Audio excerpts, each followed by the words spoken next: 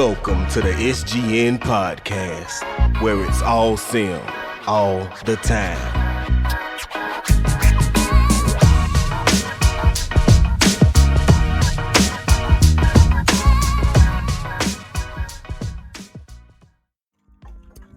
What is going on, everyone? Welcome back to another episode of the SGN podcast. Today we have a very, very special guest. We got TGsoGOOD, aka The Goods on YouTube. Thank you for taking the time and joining the podcast, man. I really appreciate you coming in and being here. No problem. I'm glad to be here. I got to do my little intro. It's The Goods on YouTube, TGsoGOOD everywhere else. For some reason, people like hearing that. I don't know why. I love hearing it too, man. That's great. I love intros, man. I've worked hard the last couple of years trying to come up with cool intros for my videos and various different. When you got one that's catchy and cool, man, you gotta stick with it. I love it. So, for those who do not know you or aren't familiar with your work on YouTube and various other platforms, if you could just take a second to fully introduce yourself and what you do in the content creation community.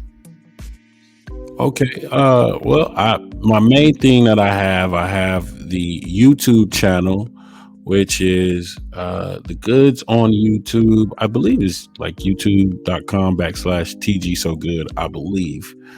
But if you just type in TGsoGOOD, all one word, or The Goods, you'll probably see my 2K channel. Yeah, it's right there. So you'll see it come up. I just have lots of creative videos. It's more so focused around NBA 2K on the PC platform, but in recent years, I've added content for console so that we could try to share some creative experiences with the console community as well. But that's the main thing I do. But you guys can find me on Twitter. I'm on Discord. I'm in places like Operation Sport. Some people may not be familiar with that platform, but I'm on Patreon. I do music sometimes, so sometimes people see me on different music platforms, stuff like that.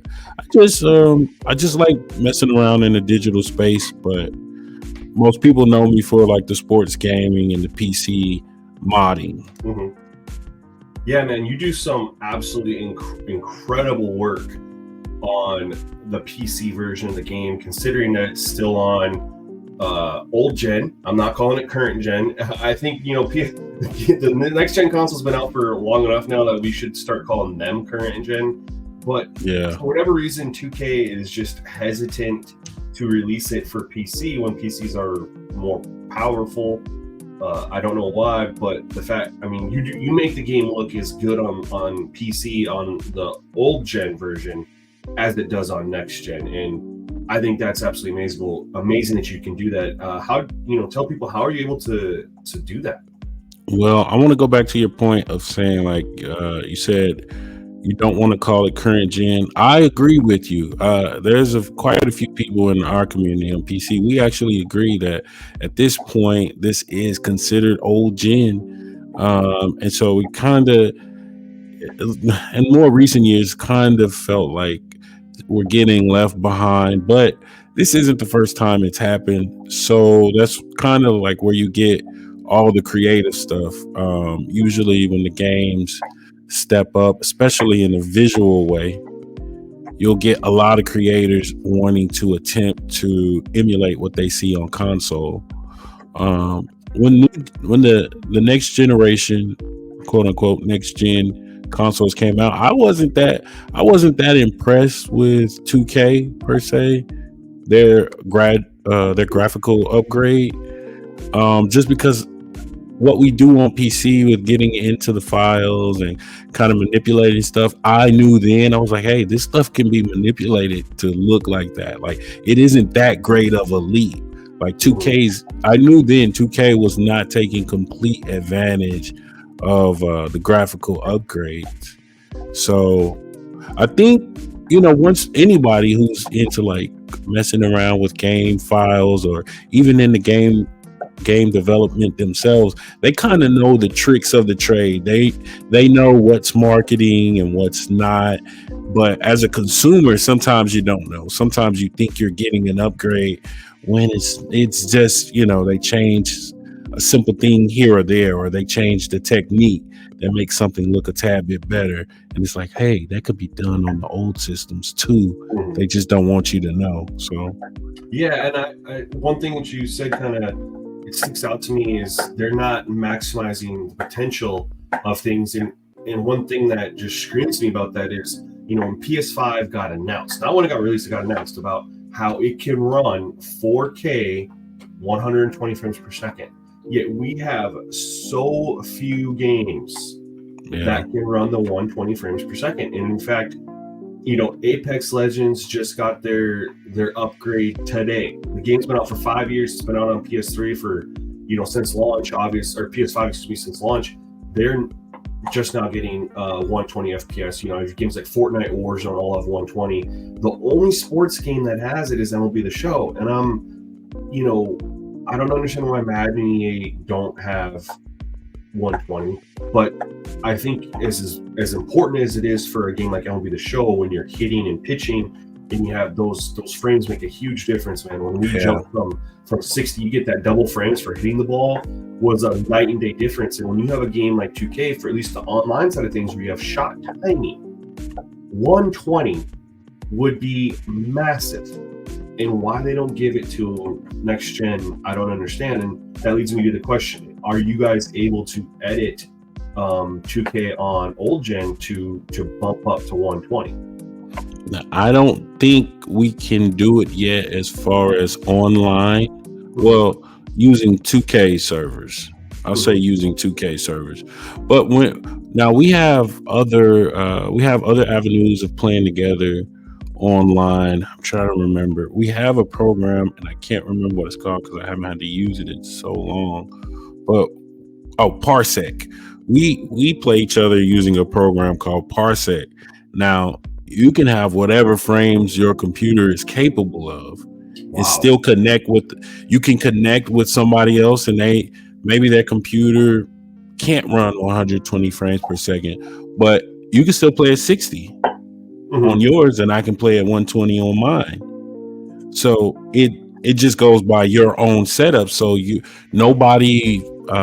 usually there's not much lag once you get the settings the way you want them. There's usually not much lag, but I don't know what holds the official game back online. Maybe because there's so many players and so many peripherals and stuff like that. But I'm sure it could be very taxing if you've got 100,000 people trying to play on servers and stuff like that. Right. Whereas us, we're just playing against whoever we're playing against, 2 or 3 other people maybe. But it still makes overall, you only care about your experience. Right. So if I'm playing online against who I want to play online against, and I'm having the best experience possible, that's going to be better to me than, I'm online and there's a million people also online. Who cares? Because you're not playing against them. If your experience sucks, it sucks. So I don't know why for sports games, what's holding them back. Like you said, MLB The Show, you can do it. I don't know what's holding them back. MLB The Show, they don't have like a massive online. Well, it's gotten bigger now because they they started launching on Xbox. Remember, it was a PlayStation exclusive until. That's true. That's true. Now they definitely increased with the launch on Xbox, and then they're holding themselves back because they have the PS4 and the PS5 versions are able to play with each other online, whereas Madden, you can only play against other next-gen people. 2K, you can only play against other next-gen people. MLB The Show hasn't really made that systematic leap where you're able to do things next-gen that the old-gen can't do. So you still have all the old-gen players on both PS4 and Xbox that are able to play online with the new-gen or current-gen PS5 and Xbox players as well. But they still dropped the 120 FPS upgrade for next gen. And if you're playing on an old gen and you play online against somebody, you're just gonna have to deal with that FPS disadvantage, Yeah. So how did you get into modding the game and coming up with ideas of adjusting players, creating draft class players or adding players in the game, updating player likeness. Like, where did you get this idea, and how did you like set it into motion? When I was younger, so I'm going to age myself here, but if you follow my channel, you kind of know, I'm in my 30s. Bro, I'm 35. Okay, yeah, so we're around the same age. So when I was younger, I played NBA Live. I loved NBA Live. And when we got a computer, I'm too old, man. The old AOL days of getting the disc. Their aim, bro. I've been there, man. Hey, you'd be surprised. These kids don't know anything about like that kind of internet, the dial-up internet age. No, I have no idea, man. Not to get you off track here, but I remember, bro, I had a PS2 and you had to buy the dial-up extension kit to put on the back of your PS2 to connect to your phone line to play people online. But what's crazy is that internet was sufficient. It was. Whoa. It was. I was just telling my daughter. So speaking of NBA Live and how I got into this, I was telling my daughter that one day on the weekend I had took my PS2 up to my room. I had siblings, but I put it in my room because I was going to wake up and just jump online and play NBA Live. And so I woke up, I was like halfway asleep. I just started playing against somebody. And I noticed like I was shooting 100% accuracy in the game against my opponent. So I was like, as a kid, I'm like trying to psych myself into continuing to shoot 100%. I'm like, if I get all the way out the bed, I won't keep shooting 100%. Like my release will get messed up. Or if I open my eyes all the way, I won't shoot 100%. So I just like continue squint and lay in my bed playing half sleep, half awake for 4 whole quarters. And like that was such a smooth experience. And it's crazy that we've advanced, but like I don't recall ever getting a smooth experience as those PS2 days. But oh no, it was wild, man. But to answer your question, that's so NBA Live got me into wanting to create custom stuff, because when NBA Live introduced Create a Player, I think it was NBA Live 2000, I think, something like that. But when they introduced Create a Player, I was like, whoa, you can create yourself. Mm-hmm. And then later I realized, like, wait, I can create my friends. Like, wait a second. Like, it just blew my mind. I was like, wait a second. Because, see, it's natural today to just go in. You can make a roster, all of that. But, like, when we were kids, there was a time when you couldn't create custom players in a roster. Like, that was mind-blowing. Imagine Madden now with the inability to edit ratings. Like, it wouldn't be what it is. No, I wish that they gave us the issue with Madden is you can edit the ratings, but their rating system is as broken as 2K's, unfortunately. Okay, so that brings up another point, and how we get to how do creatives start to go and make a lane for themselves. So you start once they give us tools. Once any game gives us tools to be creative and unique and customized, you start to see the shortcomings of the game. You start to see like, hey, I changed this, but it's not working like it says it should. Mm-hmm. And so once you start diving deeper and deeper into that, you start to see like, hey, I wish I could actually tinker with this certain aspect of the game from the developer's standpoint. And that's how I got into the PC side, because PC opened up new avenues for me to tinker with the game outside of the constructs of what the developer would allow. Mm-hmm. So that's how I got into the whole modding thing. And then there was a whole scene online. There was a place called the NBA-Live Series Center.com, which today is known as NLSC. But a lot of people have kind of strayed away from that as Discord and platforms like streaming platforms have become more popular. Mhm.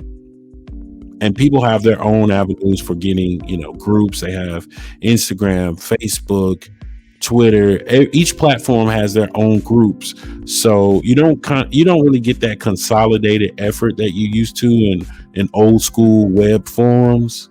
But that's where I started, in LSC, and then there were guys just coming on there. There were like there were a lot of street basketball mods. You go turn NBA players into just regular, wearing regular clothes, or Mhm. stuff that you and I would put on to go to the gym. And I was like, whoa, this is creative. And then came the 3D editing. Mhm. So before, people were just going to blacktop mode, and they were putting in the custom characters. Every now and then you have a custom face scan that somebody created. But once we got to 3D editing, people were editing entire arenas and making jersey models different, creating new shoe models. This is all within NBA Live. And that right there just took my brain over. Like, Yeah. whoa, regular people at home can do this. So it took me a few years to figure out how to do it.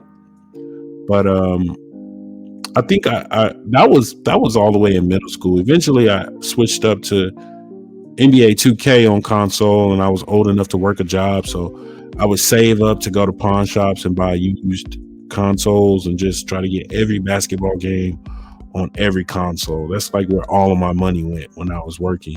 It's crazy to think that it's kids today that's why they're working, so that they can get a game set up. Yep. And we, guys like us, we were doing stuff like that back then too. So it's like, it's universal. It doesn't change, and we all want to be creative. And the funny thing about it is, we look at it as just gaming, but then as we get older, we start to realize this gaming and what we do within the games is actually us expressing ourselves.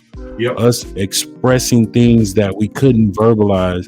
The games take us to a different place, and when we connect with other people that also enjoy what we do, or they can appreciate what we do, even if it's with just settings or sliders, it's like, wait a minute, you can appreciate that too. So you start to see a side of people that you can connect with. So all this creative stuff just connects you to other people, and it's like we're all speaking a different language, the language of gaming, the language of creativity. And then that starts to branch out to other areas of life, especially as you get older. You start to look at business, and like you right now, you're podcasting. But would you have ever been podcasting if you never gamed? No. So it starts to branch you out, and then now you're podcasting. Like, that's a level of business, that this is a business skill set that you have. That, and I tell my I tell my family all the time, like, you guys don't know how smart you are. Like, I can see all the tiny things, like Simgamingnetwork doing this podcast. Like, sure, people talk about doing the podcast all the time, but then I jump on here with you, and you're like, hey, you can do this, you can move this. And I'm like, bro, your skills that you acquired as a gamer set you up for different phases of life. And then you acquired more skills, and we're actually leveling up, like in a game itself. It's like we're playing a game of life. Yeah. And so all this creativity, it's just circular. It just ties back into each other. You build new connections, you meet new characters, you level up, and you keep going. That's true, man. You hit the nail on the head with that. I have a couple questions, and Okay. I was, so 2K, as they've advanced, through the years, especially now on next gen, they give us on console a pretty elaborate face sculptor, and the guys who make screen caps or player caps faces on console, they do a pretty good job, but doesn't come anywhere close to what you guys are able to do on PC. Like, your Charles Barkley face for that video that you upload, Yeah. spot on. It looks like he got face scanned, and I'm curious. Oh yeah. How are yeah. y'all able to take players who clearly weren't face scanned and get them to look like they were face scanned on PC. Like how is that even done? So so I'm going to start back at your original point of the face sculpting within game. For a lot of people that go on to create faces on PC, they started just wanting to create stuff in game, especially me. And I even have a Reddit that's mostly it's for rosters and stuff like that. It's the 2K DNA, all one word, 2K DNA subreddit, and it's a lot of posts of people just creating like missing players and stuff, just using in-game features. So how you go to the next level is if you're able to sculpt the face in game and get it close, you can become a developer, you can become a 3D artist because you're able to see the shapes and way things should be, or the space between the nose and lips, the space between the eyes, the curvature of the forehead. Like you're turning the player sideways to see, okay, does the side profile look like him in real life? Once you get your hands on a set of tools on PC, and you start to see free programs like Blender 3D, and you start to find out, hey, I can take these video game assets and put it into this free 3D editing program. Well, wait a minute. I can sculpt like I do in the game, but I'm not locked behind the limitations of the game. Then you start to realize, hey, this is very similar to that. So as far as like how do people do it? Well, there's free tools just like Blender. Then you have people who are very good with coding. They'll create tools where we can extract files and stuff like that. It's so many creative people in the space. They create for us, and then other people just build on top of it. So we'll get the tools, we'll extract the files, we'll put them in these 3D programs like Blender. I've seen people even use Maya 3D is another one, but you definitely got to pay for that. And I think that previously was what 2K actually used to sculpt their players, but I've seen people use that. But you put this stuff in there, and they'll just be like so many tools for you to use. You can bring up a reference picture while you're in there editing. You can paint the texture of the face right onto the 3D model, stuff like that. So that's how we end up creating it. And it all starts with just your ability to see like, hey, okay, this doesn't look right about this guy. Like his nose is off, or his lips are off, or I wish his face was a little wider. So it all starts with that. And once you're able to see like, oh, I can manipulate this just like I would on a phone app, that's when the magic begins. And it is a learning curve, but that really truly is how most people get into it. They see like, oh, this is just like editing something on my phone. And what's cool is that 99% of what you create for the community is for people who use inside franchise mode, because they're taking these player caps and all the things that you're adding, and they want that for inside the franchise mode. People aren't really grabbing this for my career, you know what I mean? And they can't use it for my team. So you're creating content for people who play franchise and just want to expand. We know that for years, even though they claim they make improvements to how it happens, that the generated draft classes on 2K, the players all come out looking the same. They'll just give, and the hairstyle and the hair colors that are assigned to players make no sense with how they look. And they always come out looking generic as hell. It's so bad. Like, it's so bad considering how crazy a sculpting tool it is that 2K can't write some sort of algorithm for accessories and hair and for unique faces and stuff like that. They all come out with the same nose, same cheeks, red, white, black, brown, yellow, it doesn't matter. They all come out looking the same, you know? Like, okay, so I want to speak to that because, well, one thing you made me think of was when people people complain about the trade logic. Now, what you're saying is actually what you're saying. I agree with what you're saying. But I remember people used to talk about the trade logic a lot with 2K. And in my mind, I was thinking, this around 2K10, I used to think like, hey, I don't know, something about this trade logic is actually kind of realistic. And people were saying like, LeBron would never go here. LeBron's on the Lakers in 2014. Like, this isn't realistic.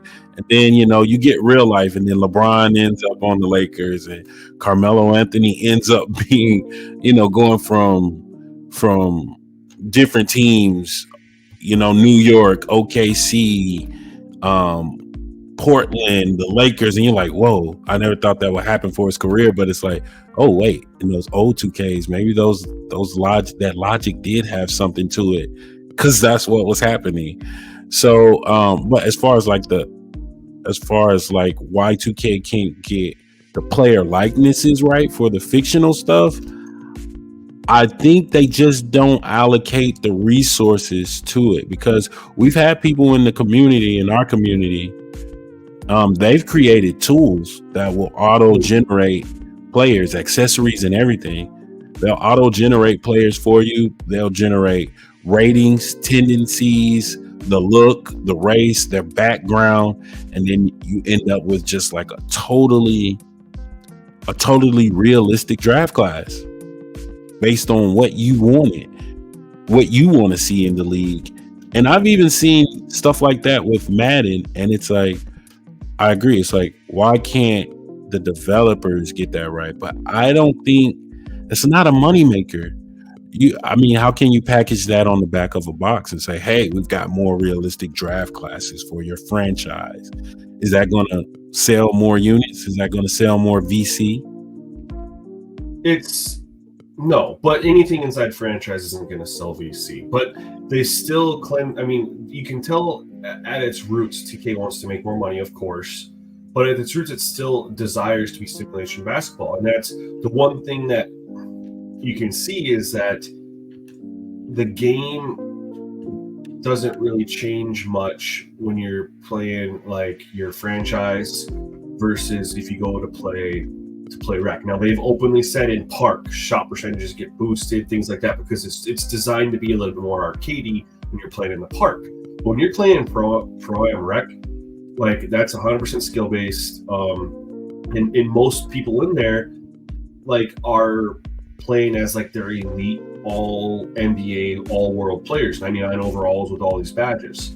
Yeah. And the thing that I do appreciate is like where Madden has taken the approach of, well, we're going to make our online head-to-head be play a game. The game plays completely differently when you're playing online or in MUT than it does in franchise. Whereas in 2K, the game plays the same whether you're playing my team or Parker or Pro-Am. Not Parker, Pro-Am or Rec.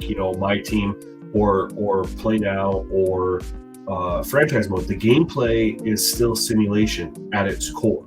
Yeah. At all those levels. Madden, it's at its core is not simulation, and they try to make it simulation inside franchise, but that's where you end up having things that penalties don't work. Well, because they don't want penalties to be called in comp gameplay because they're random, and they don't want to have someone win or lose because someone had a random penalty be called that was realistically RNG, because they don't do it based on player ratings and tendencies. It's just completely RNG, and they don't want that to be a thing.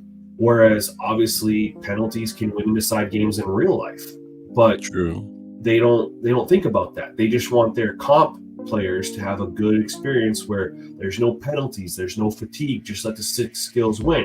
Well, when you do that as your main core gameplay, and then you go in and you want to give franchise their simulation, quote unquote, gameplay, that's where you have things like fatigue, broken, doesn't work. Players do not auto sub out as they should, even though they have auto sub features in there for running backs to get 2 or 3 carries and sub out for another guy to come in, or a wide receiver goes deep for a 50-yard pass play, he needs to take a breather. Doesn't happen in Madden in franchise mode on simulation. That's why there's penalties. You can jack up the penalty sliders all the way to 100. Only 1 or 2 of them actually get affected by it and get called. And And it's because at its core, it's not a simulation game. It's designed to be competitive, and they try to give the other group of gamers like myself a simulation aspect, but they fail. That's where I appreciate 2K, because they stick simulation through and through. Well, I think 2K is doing a better. I would say I think they're doing a better job of trying to separate the sim aspects from the non-sim aspects. But I remember 2K getting criticism for doing the exact opposite. 2Sim online for the competitive gamers. It's like it's 2Sim. Yep. So I think they had to go away from some of the franchise mode stuff and let that stuff take a back seat, because they're like, hey, we can't get to the next level financially if we're focusing on making this the most realistic it can be. These are gamers. They're gaming against each other. They want to do it competitively. Gotta remember, they want to do it in a video game way. They want some absurdness to it, like or like somebody wants to be able to shoot 100% in real life. It's like, yeah, you're probably not going to shoot 100% if you're the star player on the team. You know, you're seeing different coverages. You get double teamed. You're getting trapped here. They're trying to get you to funnel the ball to the baseline or different direction. Like, these things may not play out in online competitive play because everybody's playing as an individual. And you got to remember, you're just jumping online and playing with some guy for 40 minutes or so that you'll never see again. You may not care about the team aspects. It's like, okay, my player should be able to do what he's able to do every game based on his ratings. I've worked him up, but it's such an individualistic look at the game. But I think 2K is doing a much better job these days of trying to separate it.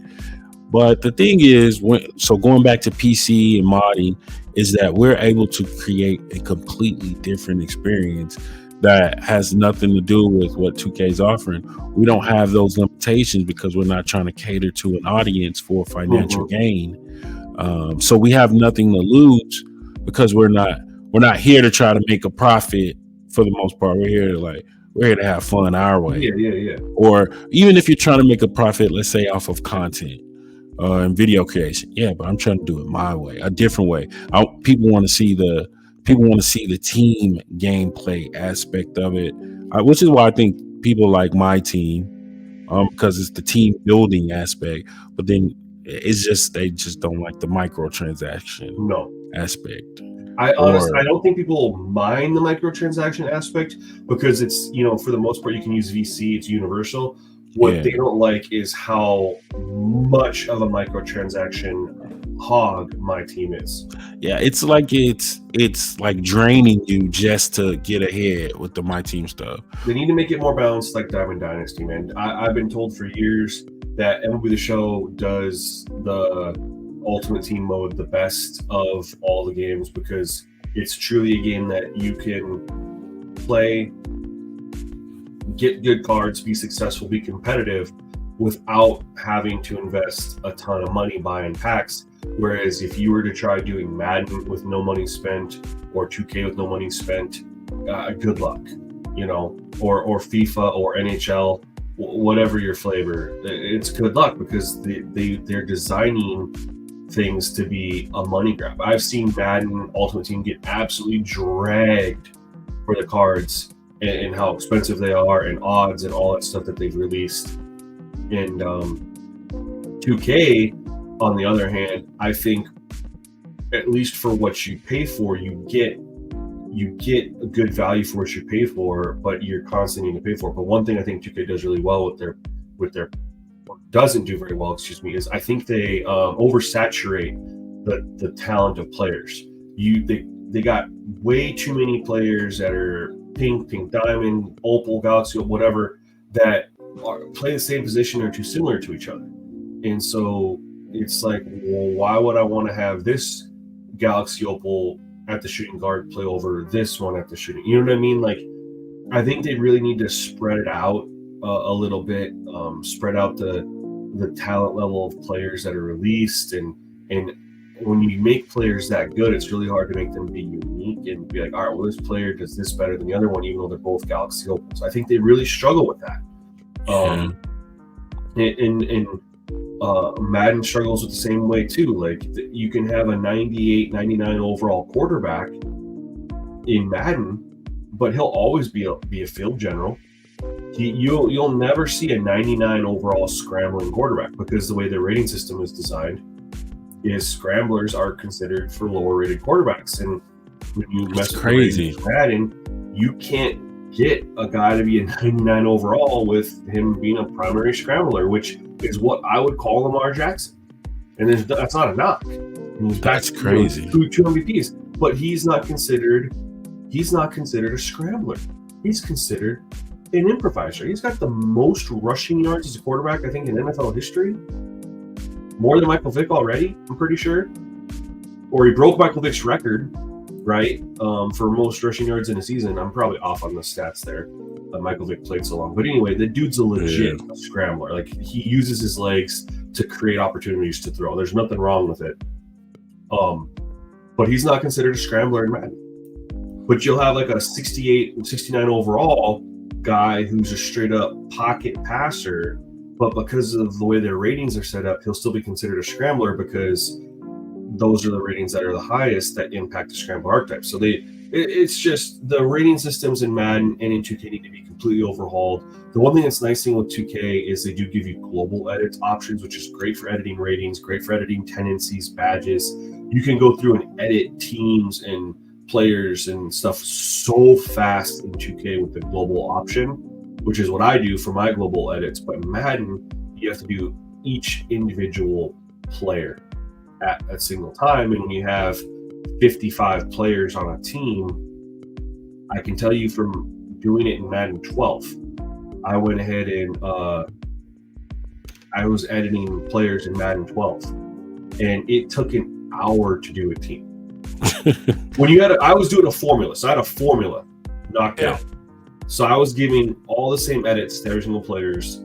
It was with speed and acceleration, things like that. So, but even then, only having to do 4 or 5 edits per player to go. It's a lot. Still a lot. It took an hour. You're looking at a minute per player. It took an hour. So 30 teams, like. So that's where we get back to what I do on my channel. So I've tried my best to show people different ways of playing the game. And sometimes, people are just kind of stuck in their ways and they just want to go with what's simpler up front. So it's understandable.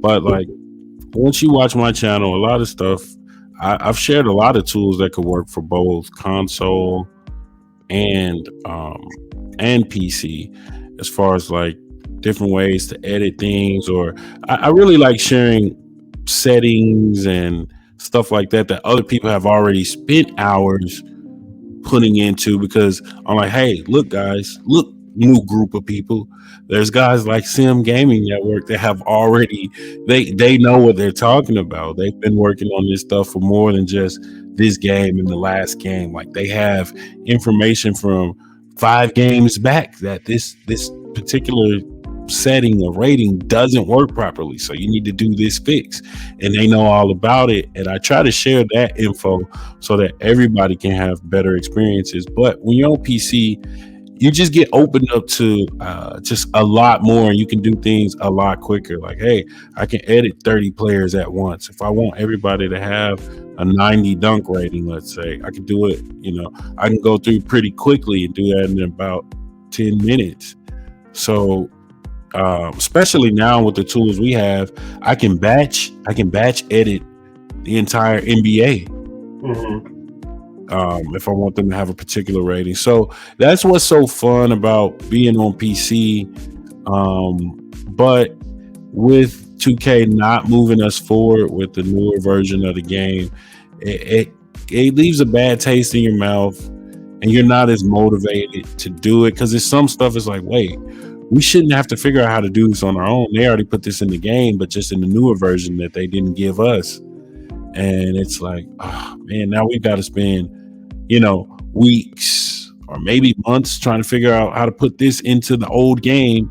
And we usually figure out what we need to figure out, but it's like, bro, we spent, a month and a half trying to figure out how to put this into the old game, and you guys used it as a new feature and it could have been on all platforms this entire time. Mhm. So it's like, why are you holding back? I made a video called "We Need Each Other," and it was just saying how 2K really does need the guys in the PC community.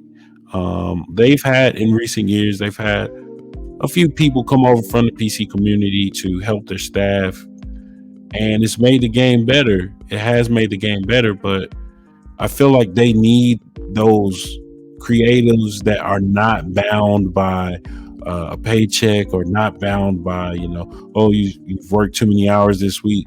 They need those creators that are just willing to sit for hours and tinker with stuff and see what makes a game better. I feel like they need that.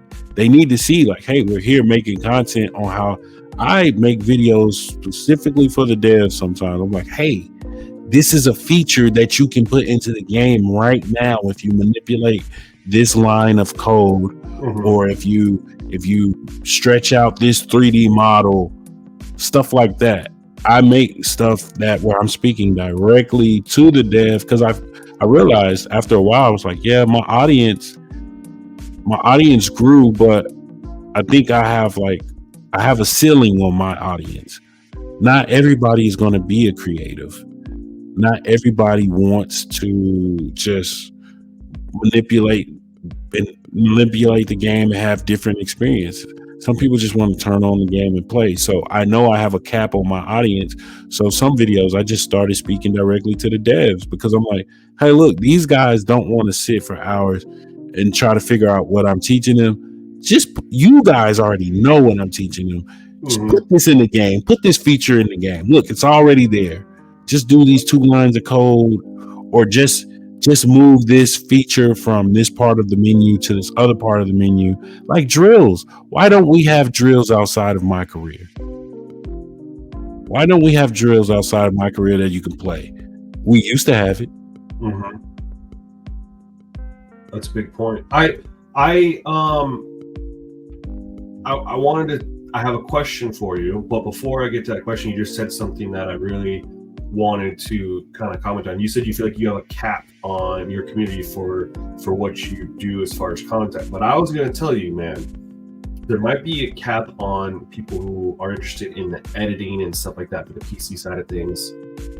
But dude, the highlight videos you put together of just when you went to go play in Blacktop, dude, that little 45 second edit was phenomenal.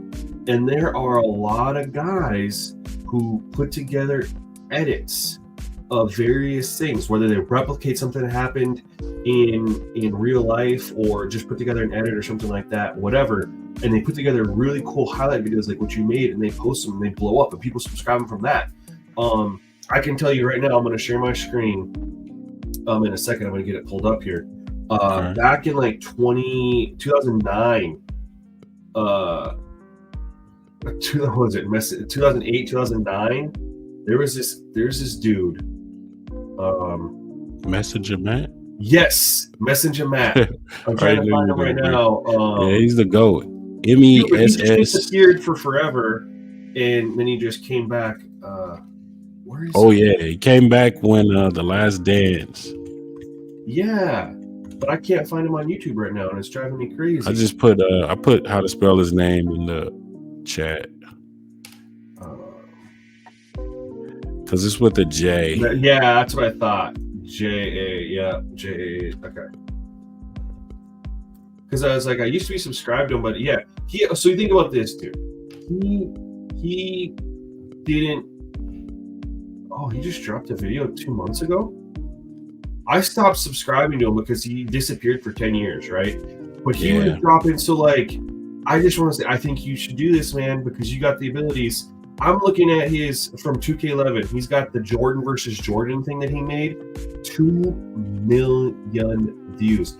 And the thing is this dude definitely had enough to be monetized. You know, he's got 20,000 subscribers. He definitely got the watch hours. And it's like, man, why did he not continue doing this? Like, the money he could be making, I mean, he could turn all these into shorts right now. Well, yes. The thing, okay, so Messenger Matt, he had he experienced a loss in his family. I remember way back in the day. So I don't know if that's what led to him losing motivation or whatever, but I do remember he like when people say, "Oh, you're going viral." No, he really went viral. He was on ESPN before YouTube videos were shown on other platforms. Like when news channels and networks, they didn't show videos from social media. His video was on ESPN. They were showing I can't remember. I just remember it was one of his Jordan videos. So I'm gonna see if I can search it. But I loved when he started making, remember when NBA was doing the Where Amazing Happens videos and stuff like that? Yeah. Like, when he was dropping, I tried making one myself. It wasn't with Jordan, it was with Kyrie. I thought I did a decent job. I'm not great at editing, those types of things. But like the thing that the videos that he was making, dude, like you have that skill too. It's very clear, it's very obvious. And you got other guys who are doing that even now. What's his name? There's a guy named Real Life Legend. Yeah, but who's the other one for 2K that like 2K's posts his stuff now? Like it's he's been making 2K. Oh, are you talking about Shady? Yes, Shady. Not Shady Mike, but yeah, the Shady that does mixes. Yes. Even he doesn't really do as many mixes now either. The thing about those mixes, so it's like that's our creative side, and that's kind of like what a lot of people want to do. They want to showcase the creative stuff, and it's a lot of stuff that goes into the backgrounds of those videos. But those videos don't really blow up. They really don't. They really don't. Crazy. Yeah, man. I'm gonna share my screen for this because I think this is absolutely dope. So his 2K NBA 2K11 Jordan versus Jordan. We're gonna play it right here. Oh, he remade it. It's even better. He remade it. Oh, your volume went out. Nice shot. One of the top quality. Let's see what you can do now. Let's go, man. Don't smile, kid. How much you want? Like, this is brilliant. All day. Oh, gotta stay down. You got what? That's a youngster for you. Just when you thought it was safe to come outside. I won't score again. Hey, like that rainbow. We're not done. Excuse me. This is gaming. Had enough? This is cinema. Look here. Sucker. This is. You reach, I teach. Lesson just started. That's ugly. Could have dunked.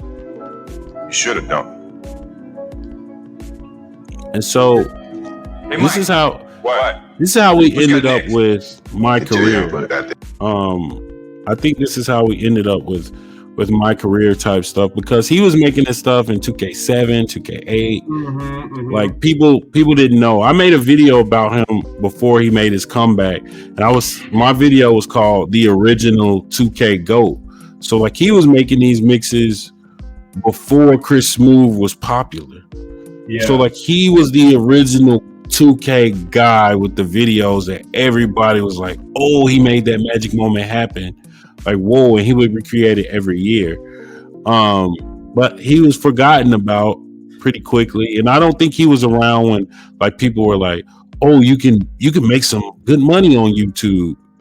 Like, I mean, as we went into 2K10, 2K11, that's when people started to kind of make some money. But before then, everybody was looking at YouTube like, okay. I mean, only one or two big people make money off YouTube. Other than that, like, nobody was really making YouTube videos for money. So how you say he could turn his stuff into shorts now, it's commonplace now to make a little money. Yeah. Well, so Shakedown is the guy. He even commented on this. Shakedown 2012, that's the guy, right? That we're talking about, or not Shady, but is it Shakedown?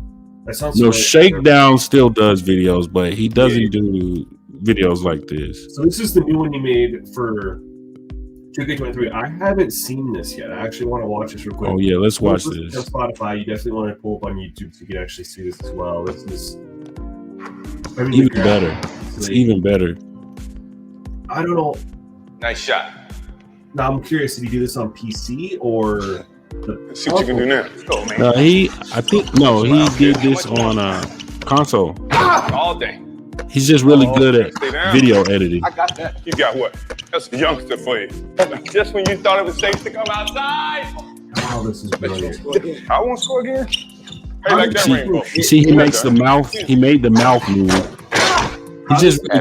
He's good at video editing. Sucker. You reach. I teach you. Lesson just started. That's what I don't understand. That's ugly. How does he get two different Michaels in a Should have done playing one-on-one? Hey, Mike. What? Who's got next? Get your young ass out there. Now, okay, so how does he get the two different mics You ain't gonna win. on the court at the same time? Not yet. You can do that Don't be mad at by me. I'm just simply too good for you. doing Come on, man. 2KU. Hey, Oh, really? you're stealing Yeah. my stuff, man. But you know, usually That's you my have the guy standing under the court for the rebound. Yeah, take that cross Yeah. away. You missed I it. don't Get out of know there. if you can turn that off. I don't think you can turn that off. Woo. But I know That's the difference with between you video and me. editing, I'm you can take them professional, out you're of the an background. Oh. Is someone tired? How did you guys sitting down over there? no. Like, I feel like it had to be on PC somehow. Everybody wants No, this isn't on PC. This isn't the PC version of the game. This is console. He's that good. He's that good with editing. So what he does as far as like the sitting down, I saw him break it down years ago on he had a website. He broke down like how he would get footage of them sitting on the bench in the game. And then he'd like Photoshop that over to them sitting on the bench in practice. Mm-hmm. And so you could still capture the movements of him sitting on the bench, but then you just like kind of Photoshop or edit out everything around that player. And then you put them on the background in the actual practice version of the game. So he does a lot of editing, and it makes you think like, wait, he's not on console, but he is on console. Okay. Yeah, I mean, I think it's incredible, but like just seeing what you've done, dude, you have that skill too, and that's what I was gonna say.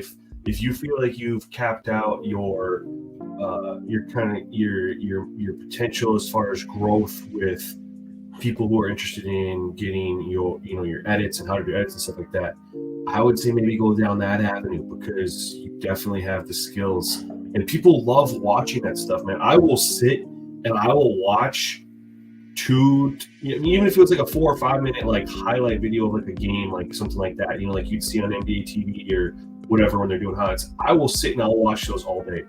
Like if it's a well done edited video, you won't. I'm gonna watch it. I love to see that stuff, and I know a lot of people love to watch that too. So I just want to throw that out there as maybe a suggestion, maybe an avenue for you, because I think that'd be amazing. My second question for you is: you said there are tools for console guys, and I think this is where a lot of people listening, at least from my community, will be very interested.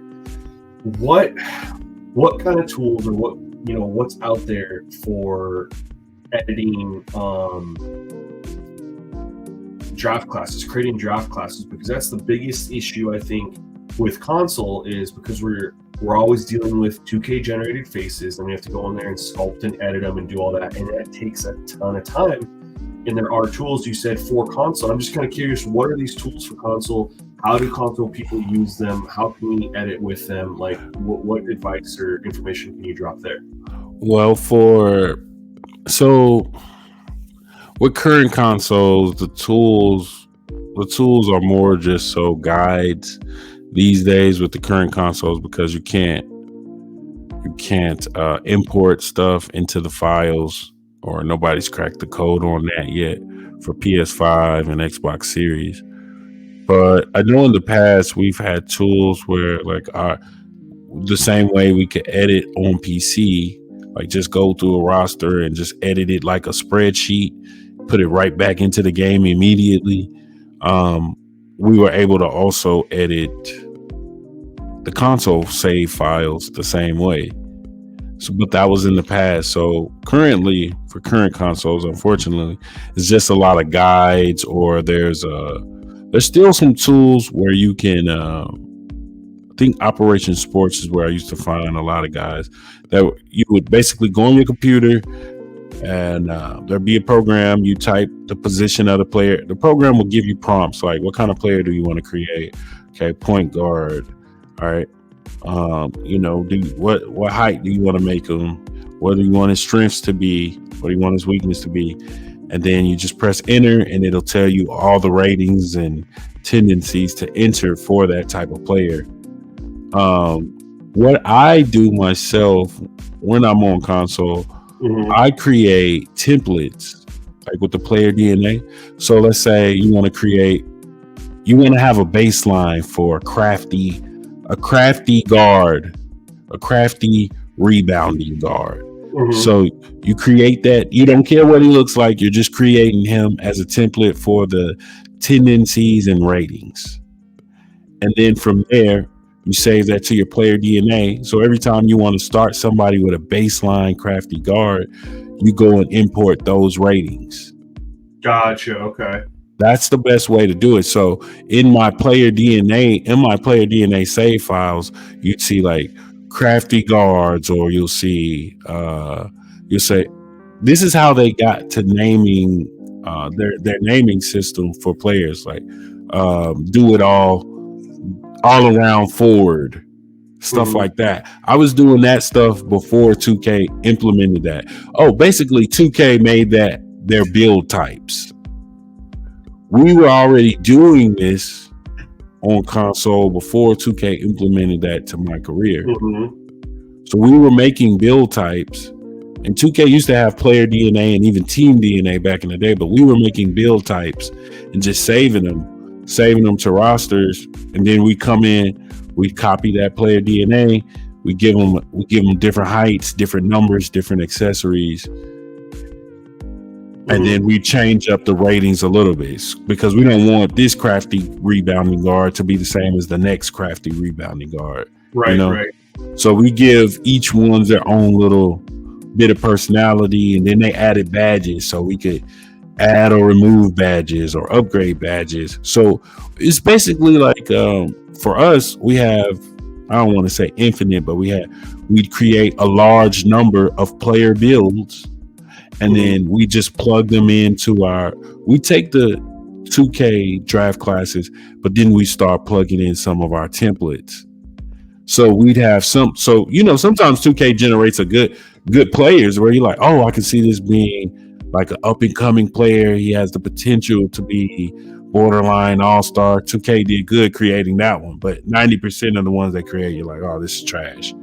So you can go in and just replace, about 80% of the draft class with your templates, and then just make some changes here or there. Or maybe you like the look that 2K gave them, so you just implement your ratings and tendencies, stuff like that. And see, the ratings on the 2K draft classes, generic ones, aren't what really bothers me. It's the tendencies. Yeah, the tendencies screw it up a lot. But that's where the templates come in. So like, even if you had a player that 2K generated where you're like, oh, okay, I can stomach this one. Yeah, when you look at the tendencies, you're like, oh, this is terrible. And you can't just import tendencies. But what you could do, at least since we're on PC, like if you're on PC, it opens up a different door, because we have tools to, you can just copy tendencies from one player to another, or just the tendencies. Or if you just want half of the tendencies, you can just copy half of the tendencies. Or you can mix and match. That's where you get videos from other YouTubers where they're like, I mixed Giannis and Steph Curry to see what his career would be like, and then they sim a career. So yeah, we have tools where you can do that on PC, but unfortunately with console, you will have to manually input that type of stuff. Okay. So do you like football? Because my question is obviously, you do a ton of 2K stuff, but Madden made the leap to next gen, and what they're doing editing on Madden for next gen has blown my freaking mind to the point where I actually tried to I did download Madden on my PC. According to EA's own website, my graphics card is powerful enough to run Madden, but even at the lowest settings, my PC could not run Madden. Like I put everything as minimal as possible, and my PC can't run Madden. So I was really disappointed because I really wanted to go in there and grab Madden and play around with the mods that they have. They got the scoreboard mods, they got the snow mods, they got weather, they got accessories. They have done some amazing, incredible things. And again, circling back to where you feel like maybe you've hit a certain cap as far as your 2K editing goes, Madden would be an area you could hop in. So the reason why I never got into Madden on PC was just simply because it's like you said, it's too many issues. And then I know at first the modding community over there wasn't as open to sharing techniques that they use to get files and edit files and mod. So they got a full Discord now, man. Yeah, and I understand that, but even with that, they're not as open. So it's kind of now you do have certain players or certain people that are open. They are very open, but I'm not speaking down on that community anyway. I feel like this is just my opinion from the outside looking in, so I could be completely wrong. I feel like it's kind of shunned to share specific information as far as like if you find new techniques or new ways to do things, it's kind of shunned. It's like, okay, let's keep that within the creatives. Let's just keep that within us. What if you hit up? So one of the biggest mod creators on Madden is Sabo, right? He's been releasing mods for years. What if you went into the Discord where he drops everything and you just hit him up and be like, hey man, I've been doing this on 2K for some time now. Here's my YouTube channel showing what I could do. I would love to get in and I would love to bring my creative expertise and my capabilities and things like that and help you out. Would you be willing to let me would you be willing to let me make the jump to Madden and work with you and do things with you and create with you? And just ask them, like, if you feel like a lot of things are hidden, if you were to just show your portfolio of your work and clearly what you're capable of, I don't know a single modder out there who is keeping things, maybe close to home under wraps so people can't steal their work or, whatever. Yeah.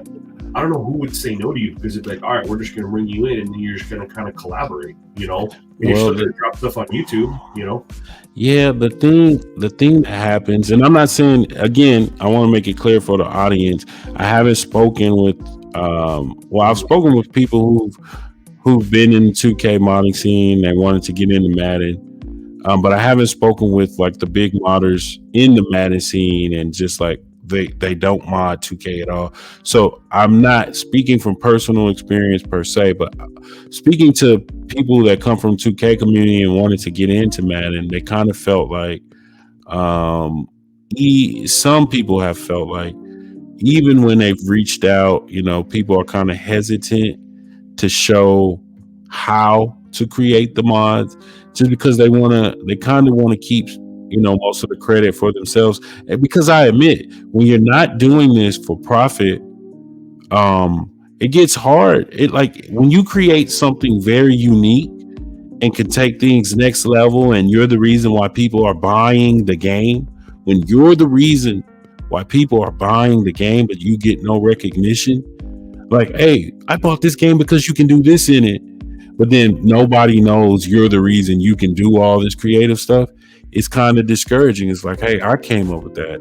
Or, hey, these few guys here are getting millions of views off of something that I showed the community, but nobody knows my social media. And sometimes people feel like that. And that's why I share content. That's why I share content of the small guys instead of me taking and stealing their videos. That's what happened to me when I got on YouTube. People just steal my videos, they get a lot of views, and it will be sickening because I'm like, they're making money from this. I'm not. They already have a big channel. I don't. I know you shared my video when I was, I think, like around 2,000 subs. Not that I have a ton of subs now, but I mean, I'm still a relatively very small channel, but I was even more significantly smaller then. And you were just sharing my videos to your community. Because I knew how much time you had already put in. I'm like, it's no need for me to remake this video. Sure, I could remake it, and even if I did remake it, what's stopping me from sharing his video? The thought that transformed, and this goes into being a creative, or this is where it goes back to real life. We always, like, when we do something, we want our work to be shared. We want our work to be revered. We want it to be respected. We want it to be highly sought after. But then when we're looking at the other people who are us when we started, we don't look at them in the same way. We don't look at them as like, oh, what if somebody would have shared my video when I was at 2,000 subs? Instead of just copying it. Or even if they did copy it, what if they still shared it? Because I can still make a video on the exact same subject and still share your content. So it's like, people want to know, how do I grow my channel? Well, you got to have support. So that's the thing with me. And that's why my channel is different from others. Like, when you come to my channel, if you subscribe to my channel, you're going to be seeing other people's videos a lot of times because I'm going to share it. And then, that's great. And there's nothing wrong with that. There's nothing wrong with that. But it's like, it opens up doors to other things where people are like, well, why didn't he share my video?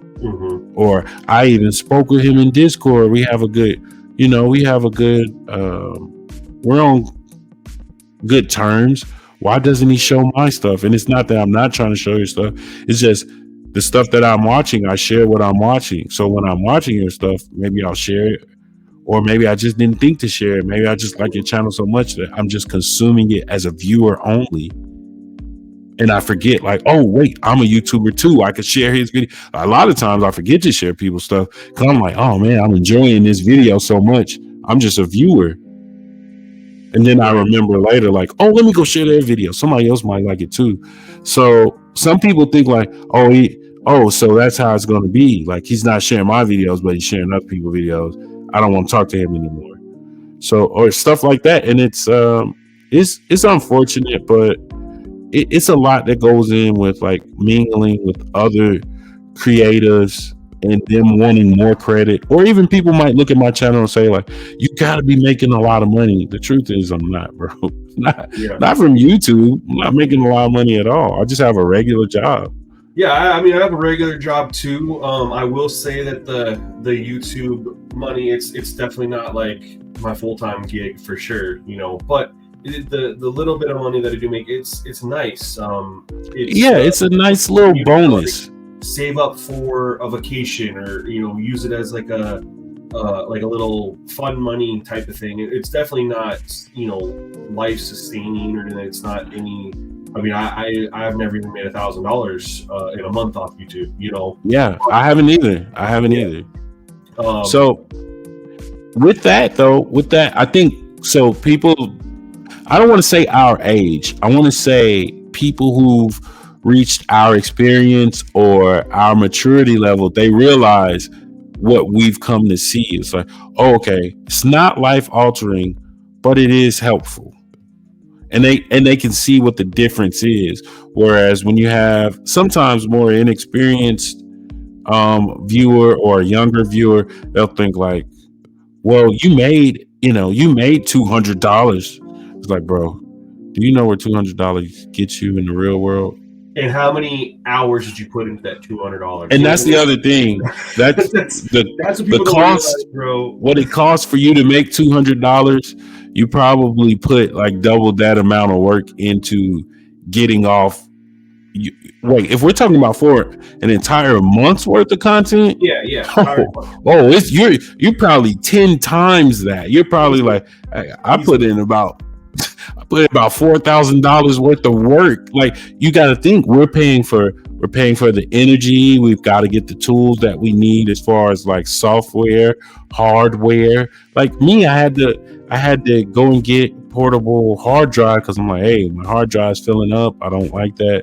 So you've got to spend $200 right there getting the portable hard drive. And it's like, oh man, you're trying to budget it because hey, I've still got to take care of my family and myself and the real world bills, but I still want to make content. And people don't understand, like, it comes at a cost. It comes at a cost. You take out, you do the equipment. Like, I got my studio lights here.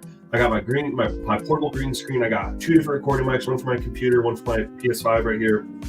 I just bought a new desk for my studio that was better for my setup. You got your console. You got I got an upgraded monitor for PS5. And then we can talk off stream. We can talk off stream, but you can. Yeah. There's ways you make sure you get. You make sure you write all that stuff off. But we'll talk more about that. Yeah. Off the podcast. But it is like what you're describing is your investment into this craft. So when we talk about what goes into the mind of a creative or creator, even somebody who's just tinkering with settings, they're investing when they're sharing their content. They have to invest.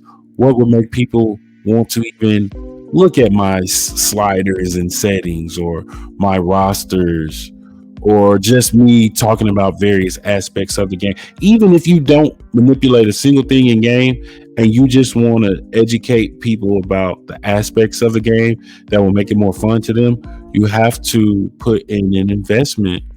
And that's another reason why a lot of people want to kind of do what I do and step into PC modding or just find their own experience, because it's like, I paid enough for the game, and then if I want to create content, I got to turn around and pay more for that.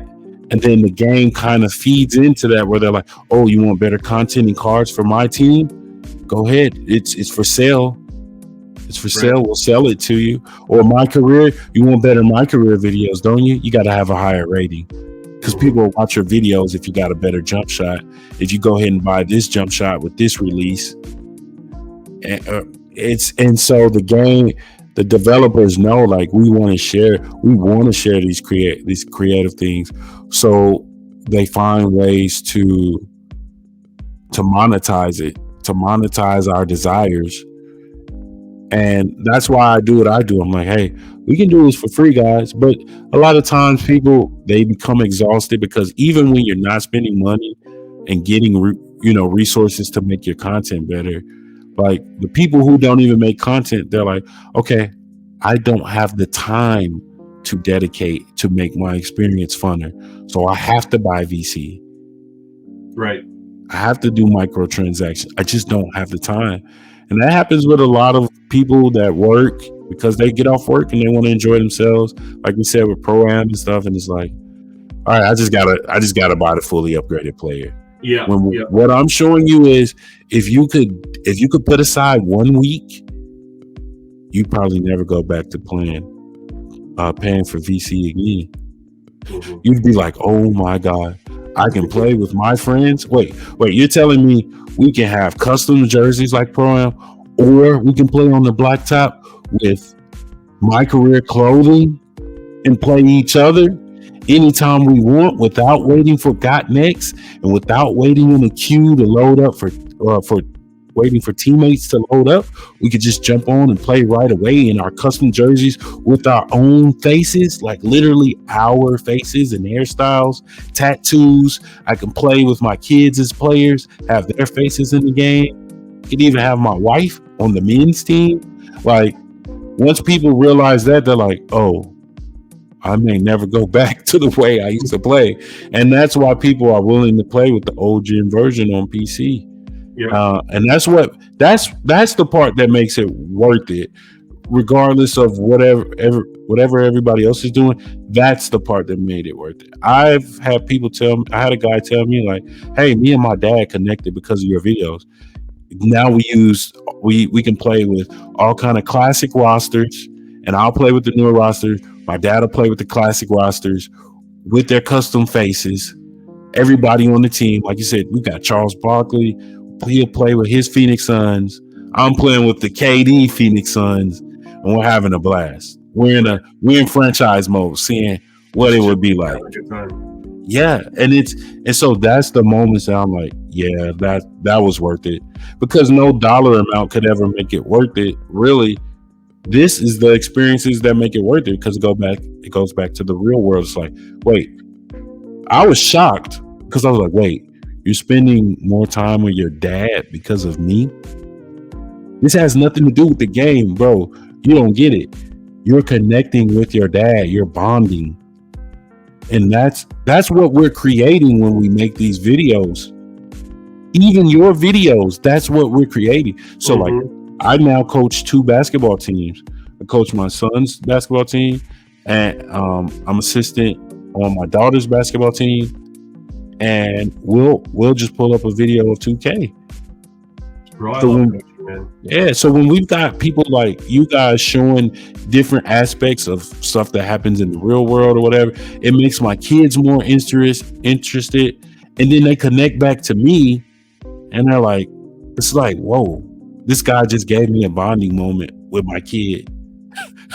Just because he was talking games, a language that my kid understands. So this stuff it's magical. What we do is magical. It really is, man. And I kind of want to circle back around, and you were talking about, just different content creators you share videos. So I was gonna, ask, who out there do you enjoy watching their videos? I mean, obviously you spend a lot of time doing your life and then making your own stuff, but when you have time to sit down, who are some of the content creators out there that you enjoy watching? As far as like the 2K scene, it's a lot. If you ever see me, if you guys, again, TGsoGOOD, on most platforms, or if you just type in the goods on YouTube, if you guys go to my community tab, if you see any of those videos that I share, those are people that I enjoy watching. But outside of like the 2K stuff, sometimes I'll watch Madden. I'm not gonna lie, I prefer NCAA videos over Madden. You got the NCAA 14 modding. Yeah. Yeah, I love watching NCAA 14. Oh my god. So who I don't know if you've seen his name is Flimlo Raps. It might not be Flimlo Raps anymore, but he does NFL content, like real life NFL content now. But he used to do gaming, and he would do storylines on NCAA, and then he would take those characters into the NFL. He would like write out entire storylines and just put stuff together. It'd be so interesting. I loved watching his videos. He would put out 2 to 3 videos a day, every single day. Storyline videos mixed with GTA. And he was only on console. So I knew he was creative there. And then he started doing live streams talking about how he comes up with his content. He said, I just read books. Once you start reading books about different stuff that happened in history, you start to figure out different elements that you can add to your story. And you know what real life is like. You can add real life elements. And I was like, wow, that right there encourages kids to go out and read. So like all this stuff that people do, it's like I said, it's magical. And so guys like him, he does real life NFL because he became so big off of those stories that he started to talk about the real NFL stories, and people love his videos. He has 917K subscribers. I was watching him when he had like 20,000 subscribers. Almost at a mil. Yeah, I was watching him in his NCAA days. So guys like that, anybody that I share, I love content creators that just talk about that are enthusiastic about what they talk about. There's a guy named Roberto Blake. He just talks about creating content and making it full time. Even though I'm not trying to make it full time, it's very interesting to hear the business aspects of it. What's his name? Marcus Brownlee. Marquise Brownlee. Yeah, he does the tech stuff. I love. He's so enthusiastic about it. And so when you see people's enthusiasm, those are the videos that I love to watch. So when somebody's listening to this podcast, they're going to see how enthusiastic we are about this. And they're going to be like, oh, this was a video I really liked. I identify with that. Because you just like to see the brilliance of people shine through. And it shines through when they're excited about things. That's when you find the genius in people. It's like, whoa, that guy doesn't know he's a genius when it comes to this. He doesn't know how hard it is for everybody else to do this because he's doing it because he loves it. Like you're doing this podcast, like some people will never do a podcast. And it's like, well, I just had to do the podcast to find another way to express my enjoyment of working with gamers and creatives and being a gamer. So I just had to do it. I just had to figure it out. I just had to invest into it. And that's what people are going to enjoy about you. That's why I liked your channel. That's why I didn't even know I wasn't subscribed, because I'm like, every time I see a video, I'm like, oh, what are you talking about today? I didn't even know I wasn't subscribed because I'm like, I'm just clicking your stuff. I like those type of creators that kind of influence you to click on their stuff, because you know, as soon as you click on it, it's like sitting down and watching TV. This is going to be a good show. It's going to be a good show. Hopefully, man. So what, in a like synopsis recap, like what do you enjoy most about content creation? The thing I enjoy most is when other people, I don't like when people steal my content. I like when people remix the content, or I like when people take what I've shown them when it's talking about how to create stuff. I like when they take it to the next level. That's what I enjoy most. I go crazy when I see a video where I'm like, I'm watching this happens all the time because I'm always commenting on people's videos. Like, I think I'm a creator. I don't know. I'm a creator, but I'm like, I don't think I'm supposed to be a creator because I'm not like other creators.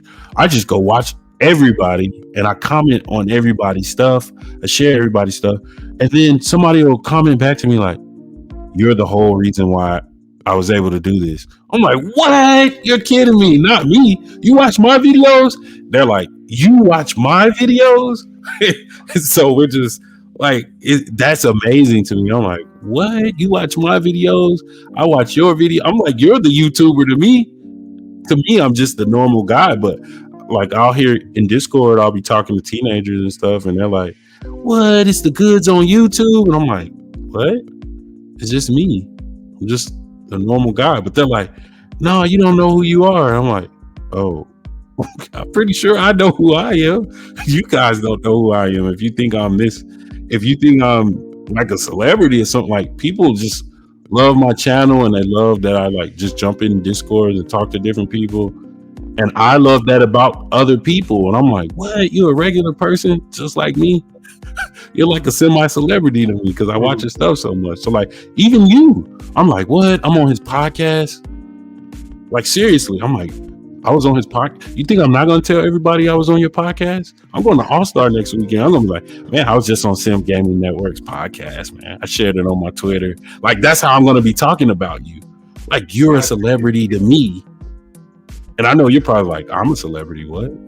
Yeah, no, I'm the opposite. I'm like, man, I just had the goods on my podcast. You know what I mean? Like, that's how I feel. Like when I reached out to you and you said yes, like, it was just like this release of endorphins, because you just never know what people are gonna say. Yeah, true. Some people are interested and down and are willing to do it, and other people just don't want to give you the time of day. You just don't know what people are gonna say, but you have to ask that question to find out. And so, I believe me, I've asked a lot of people that I've interacted with on Twitter that are content creators of some form, and I've gotten, luckily so far, I've got a lot of yeses, but I've had a couple polite no's.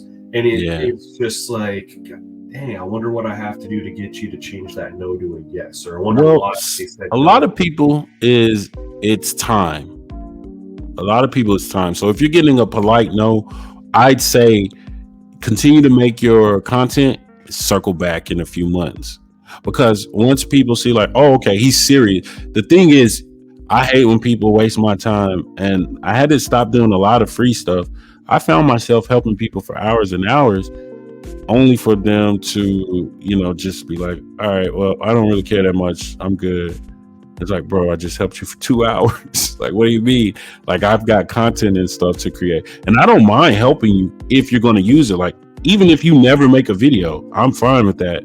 If you just wanted to talk to me for 2 hours to figure out like, okay, what should I do in my channel? Or should I do a channel? Stuff like that. as long as you come to some kind of outcome. But if you decide, hey, I talked to him for 2 hours, whatever, I don't care. I'm just going to go back to the way of thinking, my same way of thinking before I even interacted with him. That's what I feel is a waste of time. It's Right. like, oh, so you didn't need me at all. You were just going to do what you were going to do, whether you talk to me or not. So I can't waste time on that. So some people say no because they don't have a lot of time. But once they see how enthusiastic and serious you are about putting this content out, once they get to like episode 5, they're like, oh, he's serious. Oh, he's serious, just like I'm serious. He's not wasting my time. I'll be on there. Hey, I've got 30 minutes. It might be a short episode. Maybe you can include some other people on. Like, hey, it could be you could split it up into clips for your shorts or something, but they'd be more willing. So I say circle back in a few months.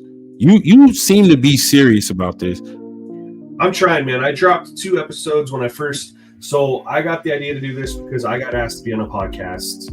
I got asked to be on 2 podcasts, but the first one I got asked to be on, like I had so much fun being the guest, and I was like, this would be really cool to do from the other side of things. And I asked some OGs in the Madden community.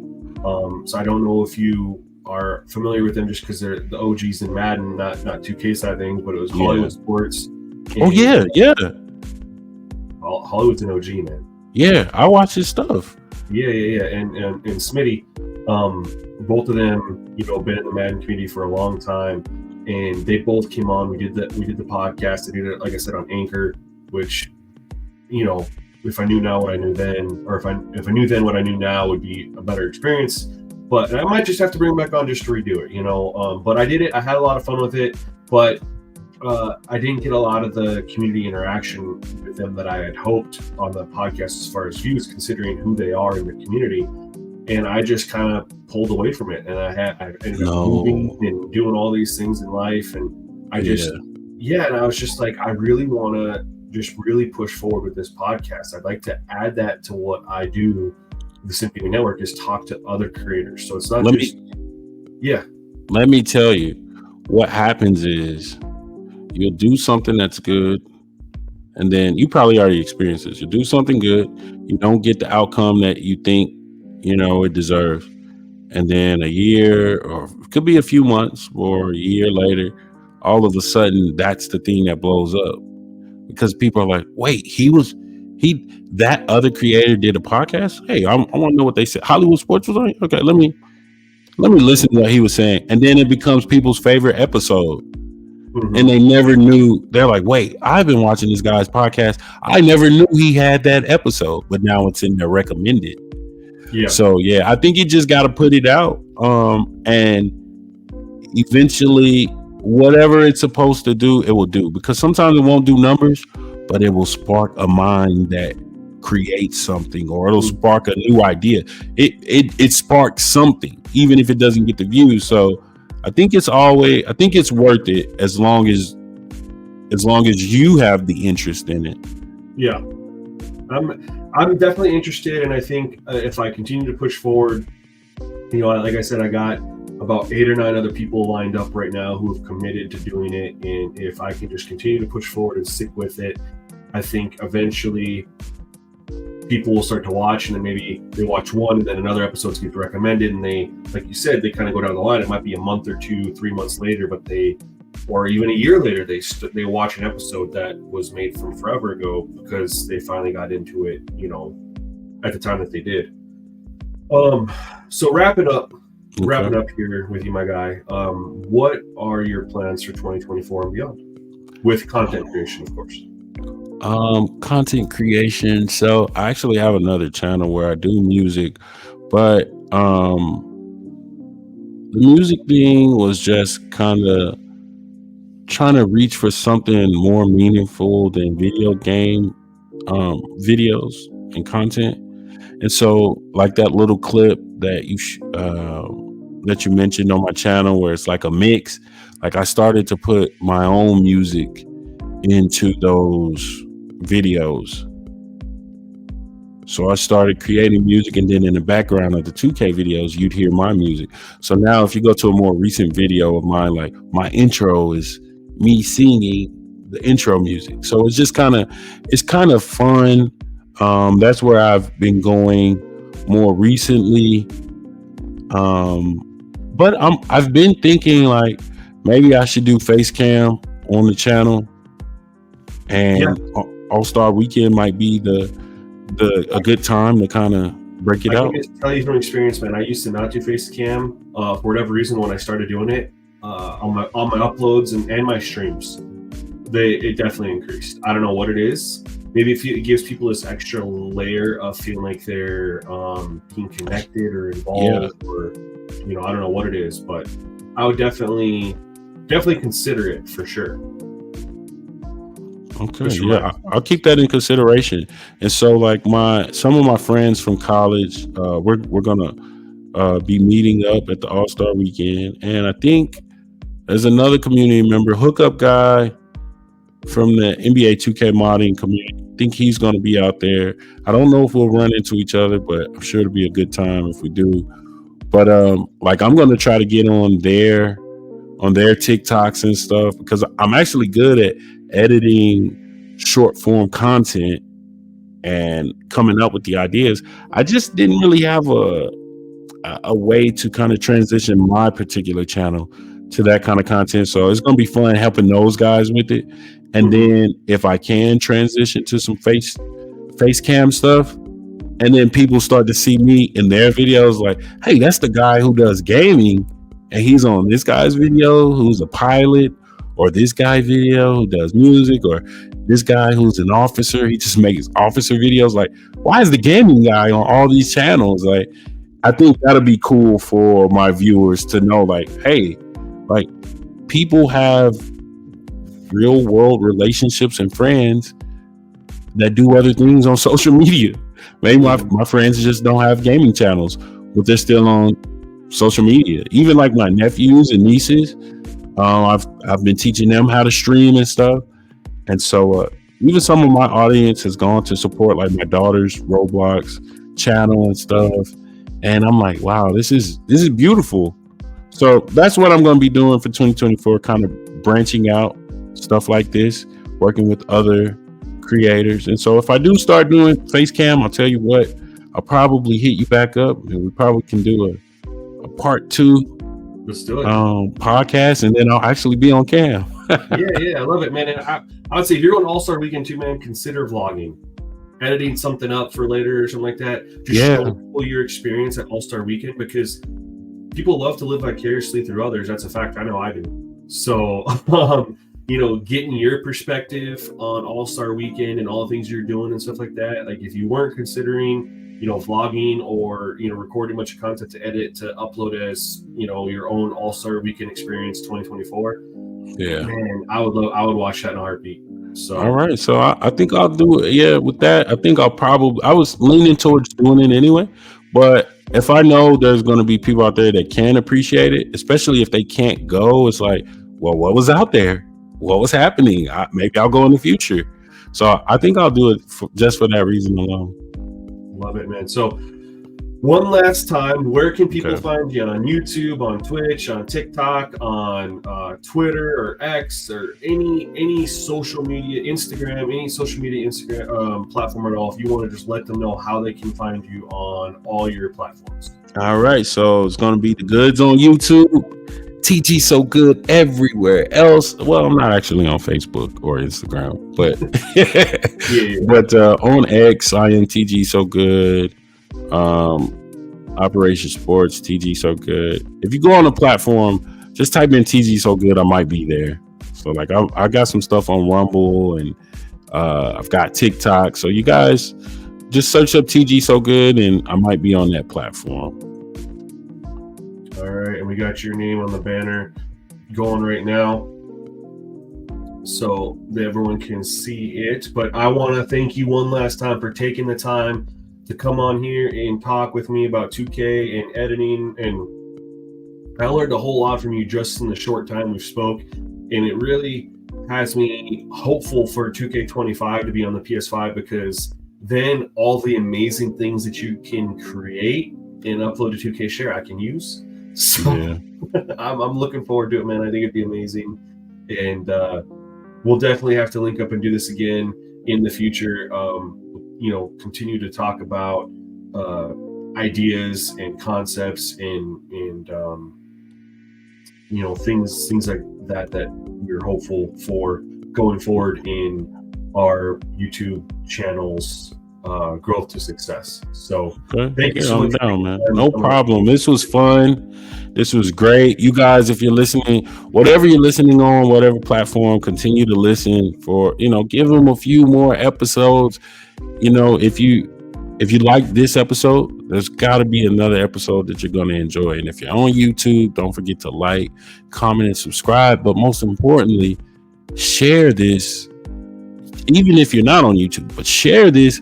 If it was good for you, I know you've got a friend that would like to listen to something like this. Could be your connecting moment, Absolutely. Wiser words have never been said, man. Appreciate that. Thank you for everyone listening and watching. And as always, stay tuned to the next one. Peace.